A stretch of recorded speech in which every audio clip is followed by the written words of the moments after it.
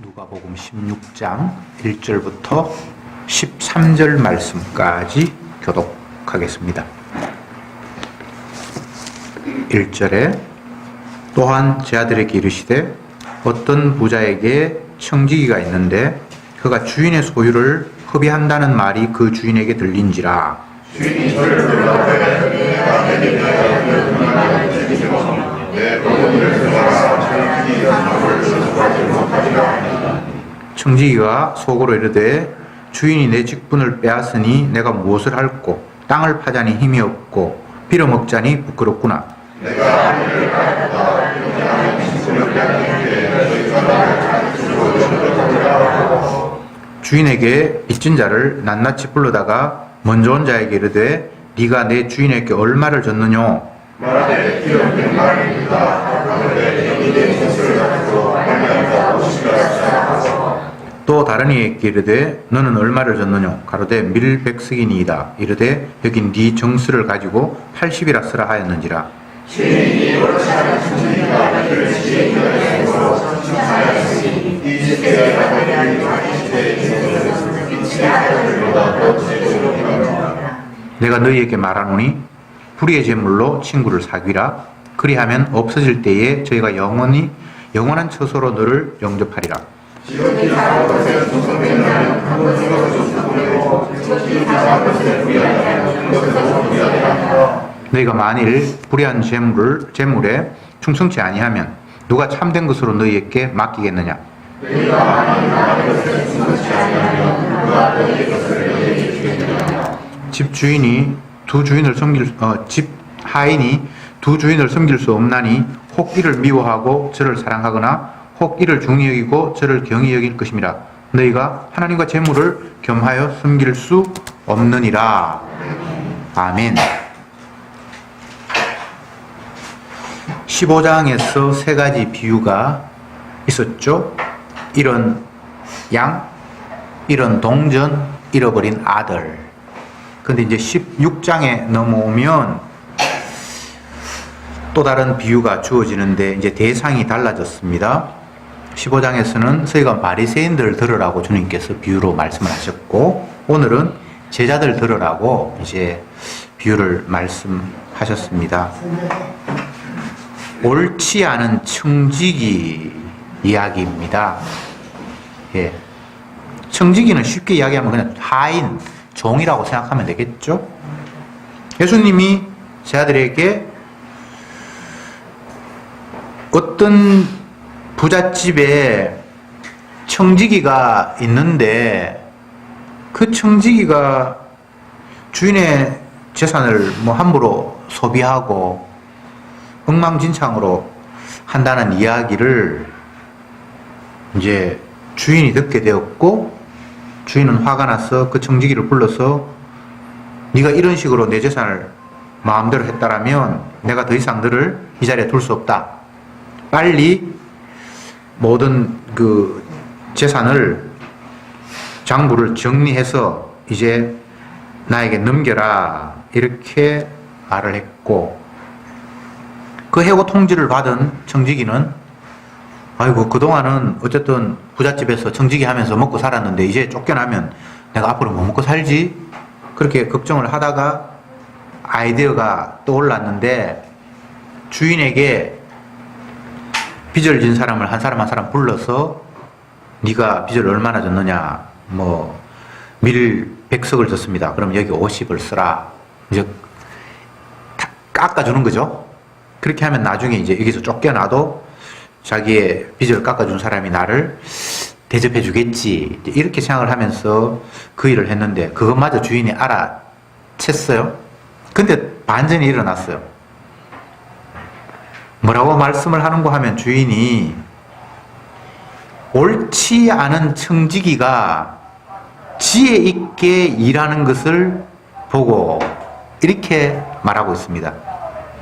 옳지 않은 청지기가 일을 지혜 있게 하는 것을 보고 칭찬하였으니, 제가 여러 번 말씀드립니다만 성경에서의 평가는 우리의 보편 상식과는 달라요.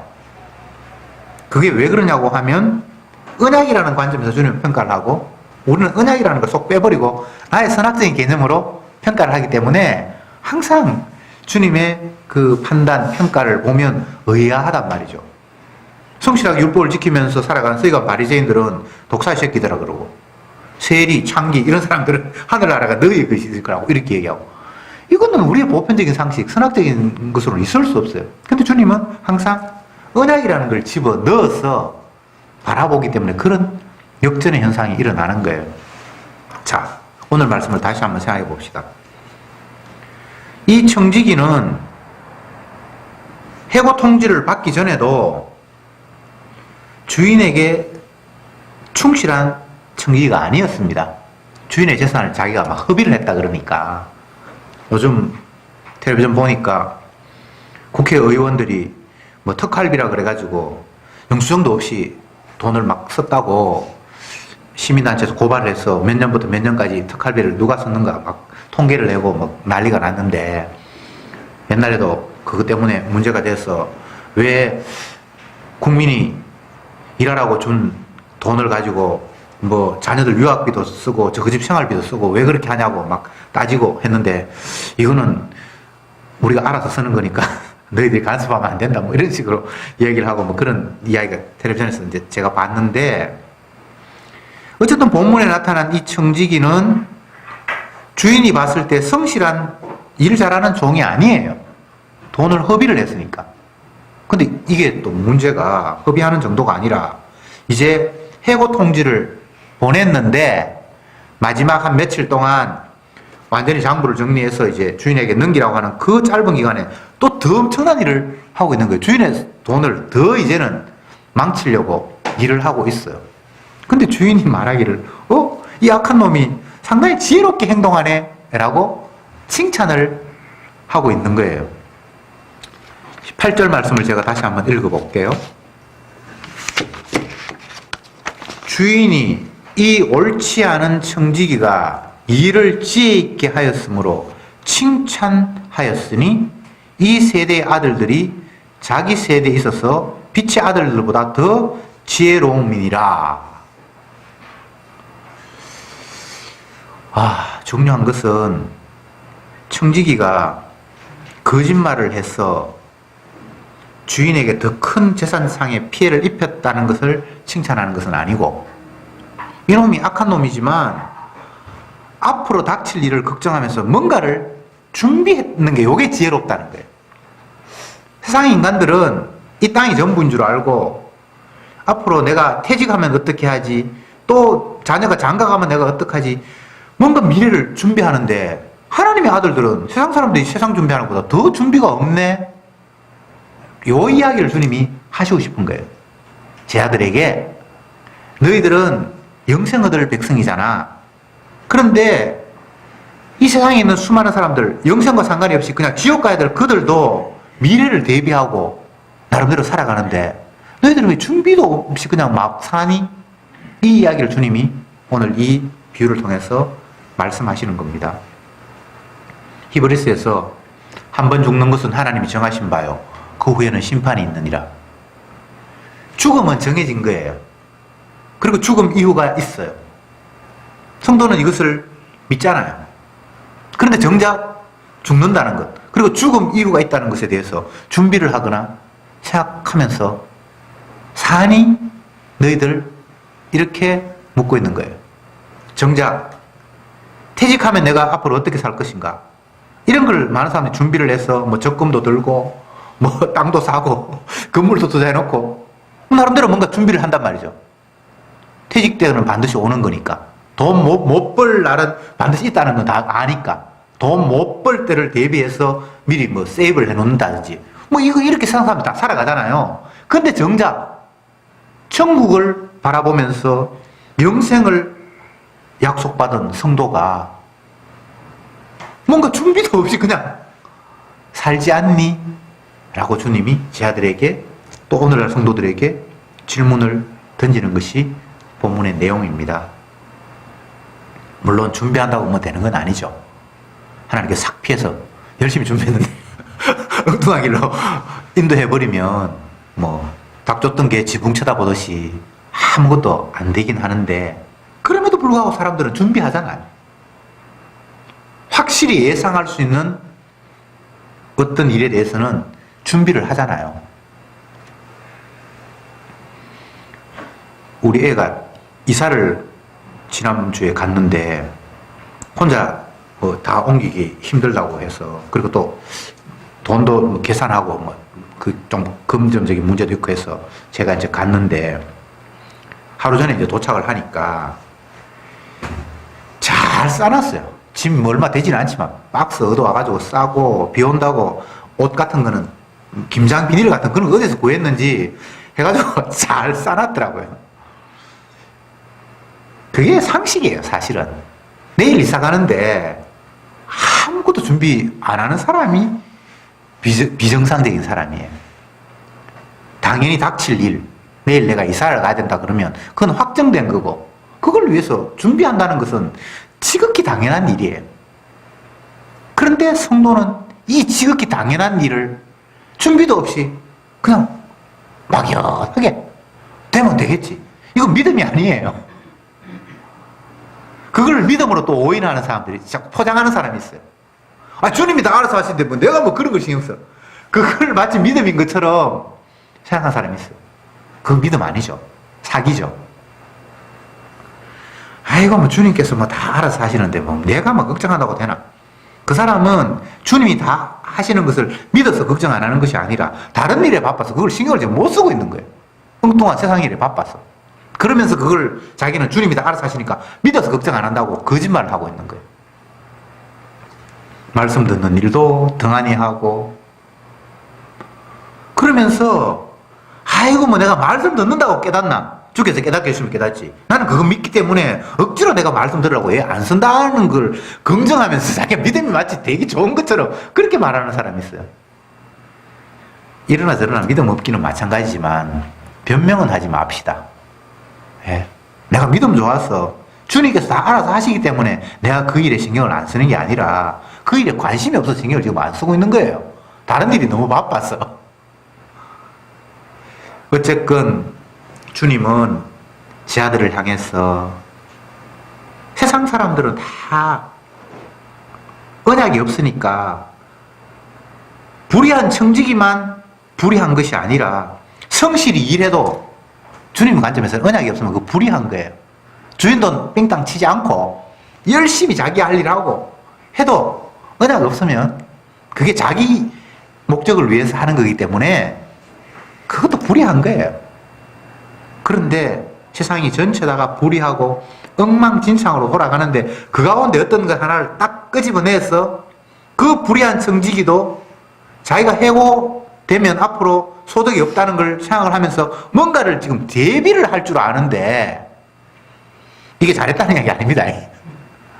앞날을 대비할 줄 아는데 너희들은 어떻게 그렇게 대비도 없이 그냥 살아가냐라고 주님이 책망을 제 아들 향해서 하고 있는 거예요. 잘못 오해하면 청지기 잘했다고 우리가 이 흉내 낼 수 있는데 그 이야기 아닙니다. 이 세상에 흉내 낼 게 뭐가 있겠습니까? 아무것도 없어요. 그런데 뭔가를 지금 대비한다는 거, 그거는 잘한다. 대비해야지. 다시 말씀드려 봅시다. 우리는 이 땅의 삶이 영원하지 않다는 것을 압니다. 그거 모르는 사람 없어요. 내가 가진 직분, 내가 현재 가지고 있는 소유, 그거 영원하지 않습니다. 언제 어떻게 없어질지 몰라요. 우리의 생명 언제 끝날지 다 끝나는 거예요. 이건 모르는 사람 없어요. 이걸 예상 못하는 사람이 없어요. 그런데 정작 끝난 이후를 살아가면서 생각하면서 사는지 그렇지 않잖아요. 뭐 현재가 너무 바빠서 끝나고 난 이후를 생각할 여력이 없다고 말할 사람이 있겠지만 그거 사실 말이 안 되는 변명이거든요. 복음은 지금일 수 있지만 주님께서 마지막 선악간의 모든 것들을 평가하시고 알곡은 모아 곡간에 들이고 쭉정이는 끄지 않는 영원한 불에 태우리라는 그 마지막 순간을 기억하며 살아가는 게 복음을 믿는 성도들의 삶이잖아요. 양은 오른편에, 염소는 왼편에. 나누는 그날을 기억하며 살아가는 게 성도잖아요. 교회 다니는 사람이 성도라고요? 아니에요. 그건 종교인이죠. 주님의 언약의 말씀을 믿고 살아가는 게 성도잖아요. 그렇다면 그 내일에 대한 기대, 소망이 반드시 있죠. 물론 그 날이 나에게는 미래를 할지라도 주님은 미래도 아니고 주님은 영원한 현재예요. 그러나 우리에게는 과거도 있고 현재도 있고 미래도 분명히 있잖아요. 그러니까 미래를 생각 안 하면서 산다는 건 그건 거짓말인 거예요. 그런데 또 재미있는 말씀은 9절에 불의의 제물로 친구를 사귀라. 그리하면 없어질 때 저희가 영원한 처소로 너희를 영접하리라. 이런 말씀이 있어요. 불의한 제물로 친구를 사귀라. 이게 뭐 난해 구절 중에 하나인데 사실 언약적인 관점에서 보면 난해하지 않고 선학적인 관점에서 보면 이게 난해한 거예요. 언약 없는 인간의 이성으로 생각해 보면 불의한 재물을 가지고 친구를 사귄다? 재물이 불의하지 않도록 모아야지. 이런 생각도 들지만 주님의 관점에서 볼 때 불의하지 않은 재물은 없어요. 이 세상 전체가 다 내가 태어난 것 자체가 이 불의 가운데서 죄 가운데 태어났는데 이 세상에 돌아가는 그 무엇이 불의하지 않은 건 아무것도 없어요. 그러니까 불의한 것, 불의한 재물이 맞아요. 그렇지만 그걸로 친구를 사게 된다는 거예요. 이걸 쉽게 풀이를 하면 악함 속에서 의로움을 끄집어내시는 예수님과 친구가 돼야 된다는 이런 이야기예요. 세상이 의로울 수는 없고 물질이 깨끗한 건 없어요. 이 세상 그 어떤 구석도 하나님 보실 때 온전함은 없어요. 그러니까 우리는 불의 가운데 그냥 살아가는 거예요. 그런데 그 삶의 방향이 불의 가운데서 의를 만들어내시는 그분을 향해야 되는 거예요. 그분과 친구가 돼야 되는 거예요. 그래야 그에게 희망이 있어요. 세상을 바꾸어서 희망을 찾으려고 하는 사람이 있죠. 환경이 오염되었고 미세먼지가 많으니까 우리가 자동차도 줄이고 자전거를 많이 타고 해서 환경을 바꿔서 좋은 세상 만들려고 하는 방향이 있죠. 근데 그건 언약적으로 있을 수 없는 이야기고요. 세상은 어떻게 해도 불의해요. 근데 그 가운데 우리가 불의를 노력하고 애써서 의로 만들 수는 없고요. 이 불의한 세상에서 의를 창출하시는 분이 따로 있어요. 그분과 가까워져야 된다는 거예요. 그럴 때 그분이 너희를 영원한 나라로 부른다고 주님께서 자기 자신의 사역을 제 아들에게 말하고 있는 거예요. 제 아들이 이 땅에 살면서 유대 사회가 엉망진창이고 불의하니까 너희들이 그들을 계도해서 훈련을 시켜서 불의한 것들을 정직하게 만들고 그렇게 해서 의로운 사회로 만들라고 주님이 말씀하신 것이 아니고 불의한 제물로 이 세상 전체가 다 불의하니까 그런 바탕에서 의를 뽑아내는 나와 친구가 돼야만 너희들에게 희망이 있어 라고 말씀하시는 거예요. 세상 바꾸려고 생각하지 마세요. 세상 안 바뀝니다. 바뀌어봐야 그게 또 다른 오염물이에요. 이 사람 뽑아가지고 잘 될 것 같았는데 실망했어. 그러면 다음에 다른 사람 뽑아봐야지. 맨날 해도 이거는 안 되는 거예요. 불의한 세상을 우리의 힘으로 의롭게 만들 수가 없어요. 그런 걸 주님이 우리에게 부탁한 적도 없어요. 제가 학생 시절인가? 그때 교회에서 학생회 뭐 활동도 하고 했는데 그때 구호 중에 하나가 세상을 변화시키자. 뭐 이런 거 해가 막 구호로 변화시키자 그러고 뭐 했는데, 물론 뭐 모르니까 그렇게 외치고 했지만 세상은 변화 안 돼요. 세상에서 의를 창출하려고 하는 아이디어 자체가 반복음적이에요.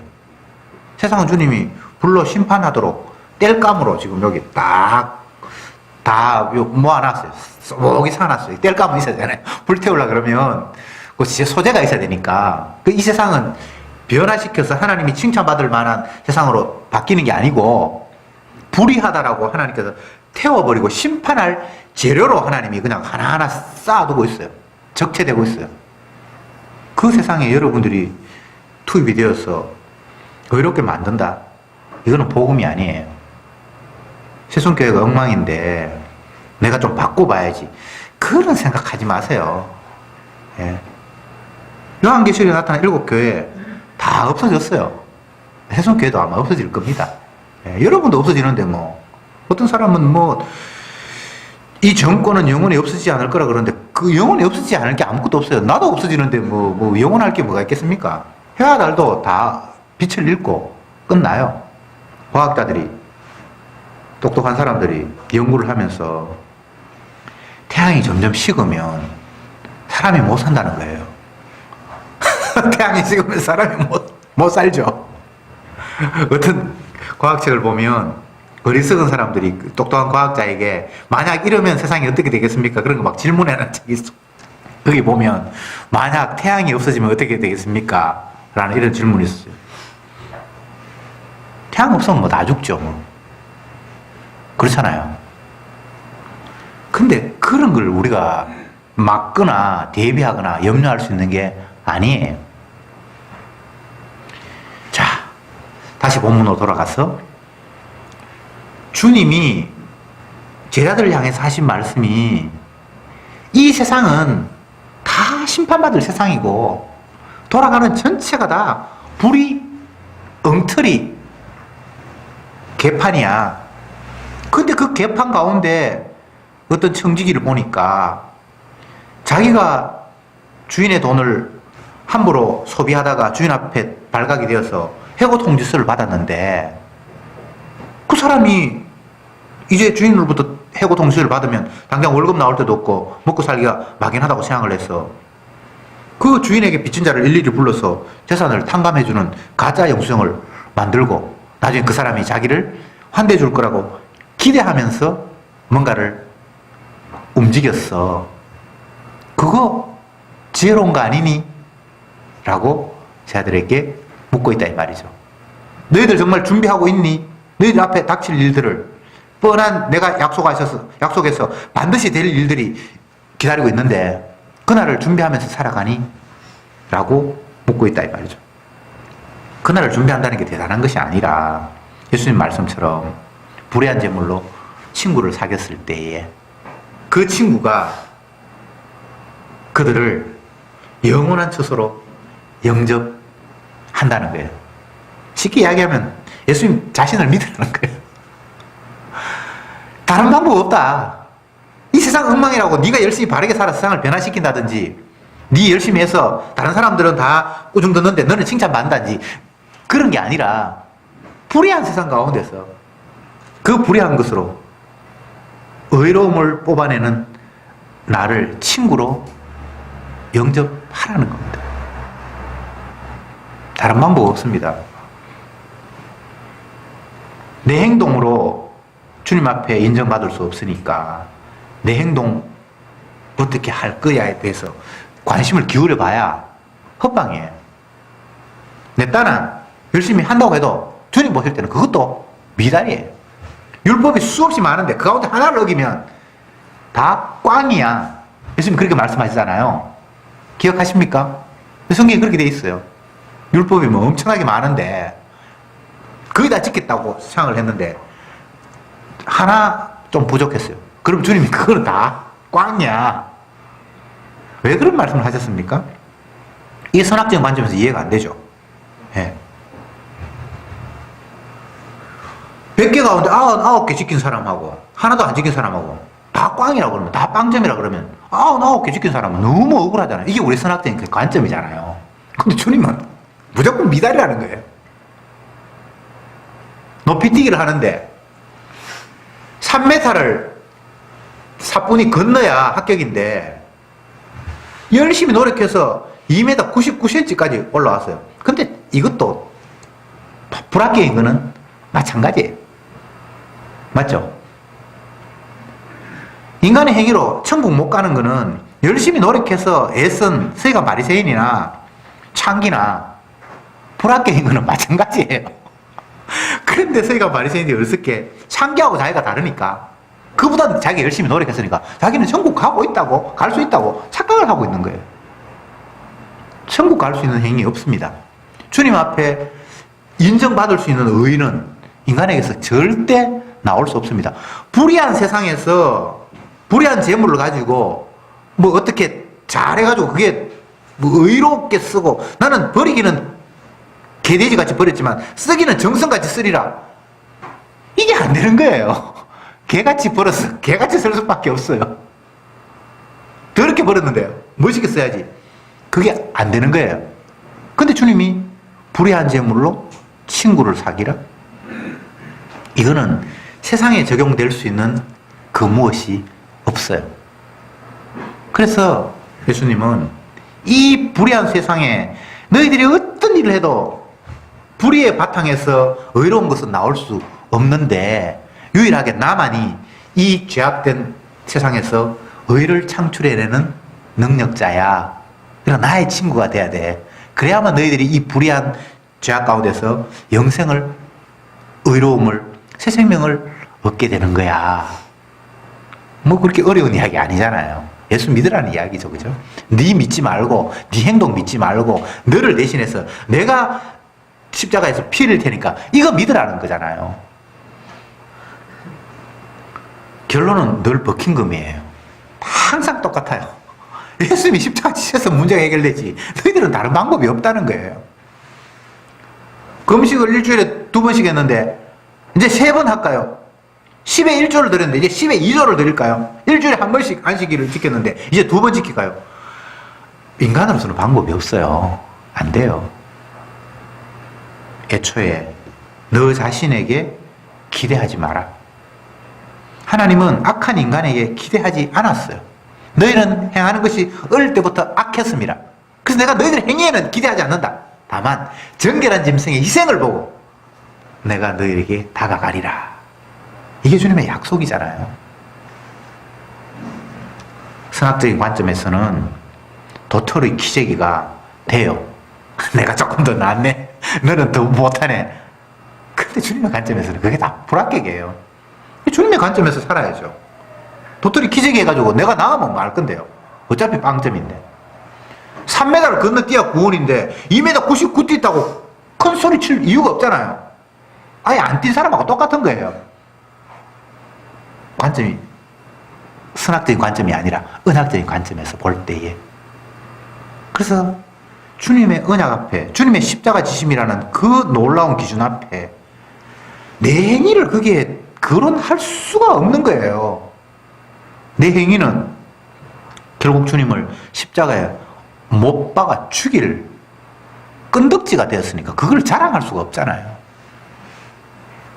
주님의 십자가를 바라보면서 성도가 느끼는 것은 내가 이렇게 완악했구나라는 그 고백이지 주님 내 이만큼 했습니다 이게 나올 수가 없잖아요.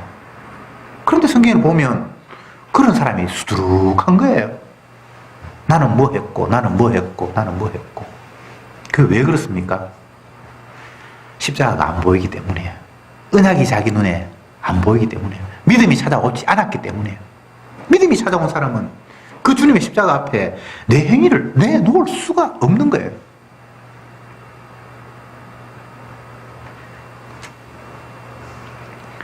오늘 이 비유에서 주님은 뭐 여러 가지를 끄집어낼 수 있겠습니다만 제자들아 너와 나의 관계는 주인과 청지기의 관계야. 네 건 없어. 이것 전체는 다 나의 것이야. 우리가 주님의 청지기라면 내 거 없고 주님의 시킨 거 관리하는 게 우리의 일이잖아요. 그런데 뭐 나는 얼마를 가졌다, 있었는데 빼앗겼다. 이게 지금 논리적으로 말이 안 되죠. 내게 없는데 얻었다고 빼앗겼다라는 게 말이 안 되잖아요. 있었든 없었든 그건 주인의 것이잖아요. 과연 우리가 이런 구도로 주님과 나를 인식하고 있는가? 내가 아무것도 없는데 주인이 나에게 필요에 따라서 당신의 것을 이렇게 맡기기도 하고 이것을 하라고 했는데 우리는 마치 그게 나의 것이냐 착각을 하면서 내 거 잊어버렸다고, 내 거 더 많이 생겼다고 울고 웃는 이 말도 안 되는 구도. 이게 도대체 어디에 근거한 것이냐고 주님은 또 우리에게 묻고 있는 거예요. 청지기는 열심히 일한다고 주인 안 됩니다. 주인의 재산을 내가 불렸다고 해서 그게 내 재산으로 반영되는 것도 아니에요. 내가 잘못해서 주인의 재산을 흡입했다고 해서 내게 날아가는 것도 아니에요. 그냥 다 주인의 것이에요. 제 아들 향해서 주님이 너와 나의 관계는 나는 주인이고 너희들은 내 일을 맡은 청지기다. 그거 벗어나서 생각하면 절대 안 돼. 어떤 성도가 성경을 읽으면서 때를 얻든지 못 얻든지 복음을 전파하라 그러고 하늘나라에서 면류관을 받는다 그러고 막 이런 구절이 있으니까 열심히 전도해서 교회 사람 많이 불러와야 되겠구나 이런 생각을 했단 말이죠. 그래서 열심히 전도하고 어떤 사람 오고 어떤 사람 왔다가 가고 어떤 사람 아무리 이야기해도 교회도 안 나오고. 그래서 날마다 고민되는 게 어떻게 하면 사람들을 꼬셔서 교회를 데리고 나올까? 그런 생각을 하는 사람들이 굉장히 많아요. 또 목사가 그걸 자꾸 그런 식으로 종용을 하고. 근데 성경을 보면 내게 없어요. 열심히 교회 사람을 데리고 와도 그건 내 생명이 아니에요. 그래서 한 명도 못 데리고 와도 그게 내가 어떻게 할 문제가 아니에요. 참 홀가분하죠. 뭐 어차피 내 거 아닌데 많아져도 내 거 아니고 없었어도 내 거 아니고 그걸 홀가분하라고 그런 말씀을 하시는 게 아니고 우리는 주인에게 종속되어 있고 그분이 시키신 일에 충성할 뿐이지 내가 원하는 것이 따로 있다든지 내가 기대하고 소망하는 것이 따로 있으면 안 된다는 거예요. 마귀는 성도들을 향해서 왜 너 스스로 주체적으로 네가 원하는 일 못하니? 조금만 더 노력하면 네가 더 잘 될 수도 있고 네가 게을러서 남한테 비난 들으면 그거 기분 나쁘잖아. 계속 주님과 성도를 떼어 놓으려고 작전을 써요. 그걸 다른 표현으로 성경으로 표현하면 복음의 광채를 가리는 역할을 마귀가 해요. 늘 우리는 그 유혹에 빠져들잖아요. 내가 조금만 더 하면 뭔가 될 것 같고 이것만 잘 피하면 뭔가 뭐 일이 일어날 것 같고 주님 상관없이 내 것을 자꾸 챙기려고 하는 그런 마음들이 우리에게 끝없이 다가오잖아요. 그거 마귀 전략이에요. 내 거 없습니다. 주님의 청지기일 뿐이에요. 주님이 기뻐하시는 일에 우리가 같이 즐거워하고 아버지가 이런 아들을 찾았다고 손잡고 하면 나도 같이 박수치고 해야지. 나는 뭐 죽도록 일만 했는데 내한테는 왜 염소 한 마리 안 잡아주지? 이게 마귀의 전략이잖아요. 일하게 된 것도 주님의 은혜고 모든 게 다 주님의 은혜고 아버지가 하시는 일, 주인이 하시는 일을 보면서 같이 기뻐하면서 즐거워하는 게 청지기의 위치지. 내 따로 있고 주인 따로 있고 내가 청지기지만 주인을 위해서 일하는 것이 아니라 나는 내 일한 것에 대한 대가를 받겠다라는 것. 이거는 원래 성경에 나타난 주와 종의 관계가 아니에요. 세상은 그래요. 세상은 뭐 고용자라고 해서 또 사용자에게 죽도록 충성하는 그런 법은 없어요. 어차피 계약 관계니까 내가 일한 만큼 뭐 받고 이게 오늘날 고용 관계지만 옛날에 주종 관계는 그런 관계가 아니에요. 예수님 이 시대에 주인이 있고 청지기가 있다는 그런 관계가 아니에요. 주인 앞에 청지기는 온전히 종속되어 있는 거예요. 이게 예수님과 우리의 관계라는 거예요. 이게 제 아들과 예수님과의 관계라는 거예요. 나의 것은 없습니다. 다 주인의 것입니다. 그러면 내 거 잃어버릴 것도 없습니다. 내 거 지킬 일도 없습니다. 이보다 더 평안한 게 없어요. 날마다 전전긍긍하는 이유가 내 거 빼앗길까 봐. 부자는 발 뻗고 못 자요. 가진 게 너무 많아서. 잃을까 봐. 제가 지금 살고 있는 아파트에 이사를 가가지고 몇 년 있다가 한번 도둑이 들어와서 우리 집사람 18금 목걸이하고 이렇게 몇 개를 가져갔는데 가져갈 게 사실 별로 없으니까 그래도 우리 집사람은 화를 내던데 그 전까지는 대문이 다 꼈는지 잠겼는지 그것에 신경을 쓸 이유가 가져갈 게 뭐가 있어야지 텔레비전을 들고 갈 것도 아니고 책을 들고 갈 것도 아니고 책상을 들고 갈 것도 아니고 내게 없는 사람들은 잃을 게 아무것도 없어요. 불안할 것도 없어요. 근데 내게 있는 사람은 불안하잖아요. 그거 빼앗길까봐.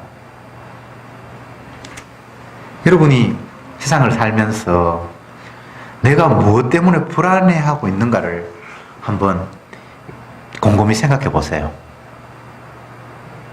그거 내 거 아닌데 내 거라고 착각하고 있기 때문입니다. 자식도 내 거 아니고요. 아내도 내 거 아니고요. 이 세상에 내 거 없어요. 예수님의 거예요. 만물이 다 주의 것이에요. 우리는 그의 종이에요. 청직이에요.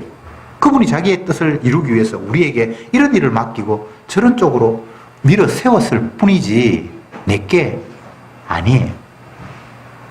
내게 없으니까 이럴 거 없습니다. 마지막 구절에 하나님과 재물을 겸하여 섬길 수 없다고 오늘 본문에서 결론을 맺습니다. 하나님과 재물을 겸하여 섬길 수 없다. 원래 주인과 청지기의 관계는 청지기는 자기의 것이 없잖아요. 주인이 일을 시키면 그 일을 하면 되잖아요. 그런데 이 종은 뭔가 자기의 목적을 생각하고 있잖아요. 돈을 생각하고 있죠. 돈이 있어서 산다고 생각을 하고 있고 또 쫓겨나면 어쨌든 어디에선가 돈이 들어와야 내가 살 수 있다고 생각하니까 여러 가지 뭔가를 트릭을 쓰고 방법을 쓰는데 하나님을 섬기면 물질에 대해서 생각을 해야 될 이유 자체가 없는 거예요. 주인이 다 알아서 해요. 먹이기도 하고 입히기도 하고. 청지기가 종이 주인의 집에서 살면서 먹을 거 걱정해야 될 이유가 있습니까? 그러면 그건 주인도 아니에요. 그건 더럽힌 백합화를 봐라. 공중에 나는 새를 봐라. 그들은 창고를 준비해서 먹을 것을 저축하거나 또 뭔가를 모아들이지도 않는데 하나님이 먹이고 입히잖아. 새가 여러분 저축하는 거 봤습니까? 백합화가 꽃들이 자기를 아름답게 가꾸기 위해서 뭔가를 준비하는 거 없어요. 그냥 주인이 주시는 대로 그냥 따라가는데 보니까 너무 아름다운 걸 입고 또 주인이 준비하셔서 그냥 먹는 거예요. 새도 그럴 뿐더러 하물며 너희일까 보냐. 하나님과 재물은 대등하게 놓여있는 이런 관계가 아니라 주님 안에 재물은 그냥 들어간 거예요. 그러니까 하나님과 재물을 겸하여 섬길 수 없다는 말은 너희들은 하나님이 주인이 아니라 돈이 너희들의 주인이 되어 있지. 그 말씀을 하시는 거예요. 이건 어떤 인간도 예외가 없습니다. 다 물질이 하나님이에요. 지 배가 하나님. 자기 스스로가 신이에요. 그래서 자기를 위해서 물질은 반드시 필요한 거예요. 심지어는 하나님도 자기를 위해서 필요한 거예요. 예수님도 자기를 위해서, 십자가도 자기를 위해서 필요한 거예요. 내 천국 가야 되니까 예수님은 나를 위해서 대신 저주 받아야 된다라고 생각을 하는 거예요. 그게 우상이죠. 믿음은 이론으로 되는 게 아니에요. 주님께서 선물로 우리에게 주실 때에 우리 자신이 결국 하나님이 아니라 재물을 섬기고 있다는 사실이 주 앞에 폭로되고, 이런 불의한 나를 위해서 주님이 십자가의 피로 대신 저주받으시고 그 피를 우리에게 뒤집어 씌울 때만이 우리에게 유일한 소망이 주어지는 거예요. 구약의 제사를 보면 제사장이 피를 가지고 등대에 뿌리고 이게 막 뿌리는 예식이 있어요. 피를 제사장이. 이것은 내가 피에게 찾아가서 내가 피를 뒤집어 쓰는 것이 아니라 피가 나를 뒤집어 엎어버려요. 그래서 신앙생활은 사람이 하는 게 아니에요. 베드로를 향해 주님께서 네가 젊어서는 네가 원하는 곳으로 다녔거니와 이제 후로는 네가 원치 않는 곳으로 내가 띠띠고 너를 끌고 가리라. 이게 주님과 우리와의 관계, 주인과 종의 관계입니다. 걱정할 게 아무것도 없습니다. 주가 자기 백성을 피 뿌려서 거룩하게 하시고 자기 정직으로 삼으시고 자기 필요한 것을 준비하셔서 우리를 영생으로 영접하시겠다고 오늘 말씀에서 다시 한번 약속을 하고 계십니다. 기도합시다. 불의한 제물로 친구를 사기라. 그리하면 없어질 때 저희가 영원한 처소로 너희를 영접하리라. 주님, 우리가 주님을 나의 친구로 사귈 재주도 없고 어떻게 할 방법이 없습니다. 그러나 주님은 당신의 희생을 통해서 그 피를 우리에게 뿌려주시고 우리를 불러주셔서 마치 잃어버린 동전을 찾기 위해서 등불을 들고 찾아다니듯이 잃어버린 한 마리 양을 찾기 위해서 99마리 양을 버려두고 헤매며 찾아 나서듯이 결국은 주님의 노력과 수고로 우리를 부르시고 우리를 죄에서 씻어주시고 영생의 나라로 불러주신다는 그 약속이 오늘 말씀을 통해서 다시 한번 확인되었습니다. 더 이상 내가 발부둥 치는 것이 아니라 주님이 하신 일들을 바라보면서 늘 감사 찬송하는 저들이 되게 해 주옵소서. 예수님의 이름으로 기도드립니다. 아멘. 424장 찬송 부르겠습니다.